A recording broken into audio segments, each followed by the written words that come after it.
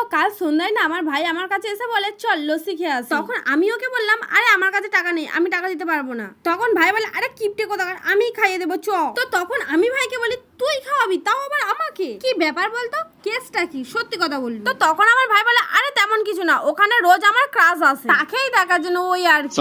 আমি তখন বললাম আচ্ছা ঠিক আছে চল। তো তারপর আমি আর ভাই লস্যি দোকানে গেলাম। আমরা লস্যি খাচ্ছিলাম, এমন সময় একটা লোক দৌড়ে সেখানে চলে আসে আর হন্ততন্ত হয়ে লস্যি দোকানের লোকটাকে বলে ভাই ভাই তাড়াতাড়ি এক গ্লাস লস্যি খাইয়ে দাও, মারপিট হতে চলেছে, আমার অনেক এনার্জি দরকার। আচ্ছা। আর সে না স্ট্র ফেলে দিয়ে এক চুমকেই পুরো গ্লাসের লস্যিটাই খেয়ে ফেললো। তারপর লস্যিওয়ালাটাকে আবার চিৎকার করে বললো ভাই তাড়াতাড়ি আরো এক গ্লাস লস্যি দাও, ঝামেলা শুরু হবে। এভাবে করতে করতে সে না 5-6 গ্লাস লস্যি খেয়ে ফেললো।